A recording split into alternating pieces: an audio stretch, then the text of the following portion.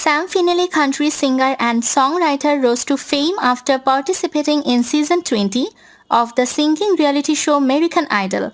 Sam Finelli, one of the contestants in episode 3 of the show, impressed judges with his story of strength and determination and received a golden ticket to Hollywood. He has been recognized with high-functioning autism. He is 28 years outdated and has needed to audition for Idol earlier than the age cutout. He wows the judges together with his efficiency of Rainbow by Kacey Musgraves. The autistic singer expresses that this was among the best days. He was diagnosed with autism early on in his life, but his courage to audition for the show struck a chord with fans.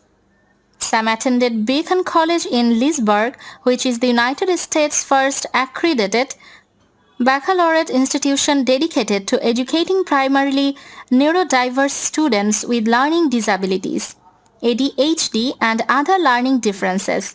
Before hitting the stage, Sam revealed that it was very lonely for him while growing up.